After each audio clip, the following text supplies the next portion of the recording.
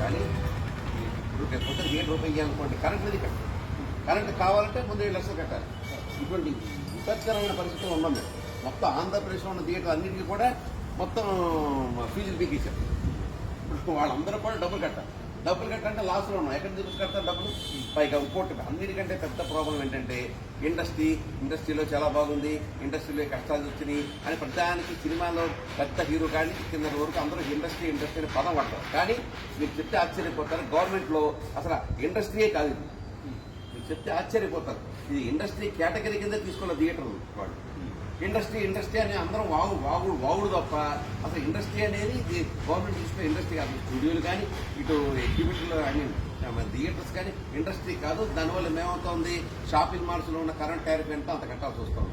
ఇండస్ట్రీకి సపోజ్ 3 రూపాయలు ఉందనుకోండి, మేము 10 రూపాయలు కట్టాలి, 8 రూపాయలు కట్టాల్సి వస్తుంది. ఫస్ట్ నుంచి ఇండస్ట్రీ టారిఫ్ లో తీసుకున్నామని చెప్పేసి ఇప్పుడు కాదు, చంద్రబాబు నాయుడు గారి ప్రభుత్వంలో కూడా మేము అడిగాం. అంటే ఎగ్జిబిటర్స్ అప్పుడు జరగల, అంతకుముందు రాజశేఖర రెడ్డి గారి గవర్నమెంట్ టైంలోనూ అడిగాం, అప్పుడు జరగల, ఇప్పుడు అడుగుతున్నాం. ఇది ఇండస్ట్రీ కేటగిరీకి తీసుకొస్తే అప్పుడు మా కరెంట్ బిల్ తగ్గుతుంది, సగానికి సగం తగ్గుతుంది. అసలు ఇండస్ట్రీ పదమే తప్ప అసలు ఇండస్ట్రీ గవర్నమెంట్ గుర్తిస్తలేదు. అదొక పెద్ద ప్రాబ్లం ఉంది. ఇవన్నీ కూడా పెద్ద తలకాయ పొంది ఇవన్నీ కూడా తీసుకెళ్లి మనం సీఎం గారి దగ్గర ముందు పెట్టాల్సిన అవసరం ఉంది. చిన్న సినిమాలకు సంబంధించిన బడ్జెట్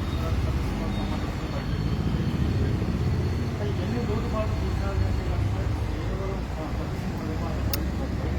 మరోపక్క బయట ఆపేంటంటే అన్ని నిర్మాతల చేతుల్లో అది ప్రొడ్యూసర్ చేతుల్లోనే థియేటర్లు నడుస్తున్నాయి.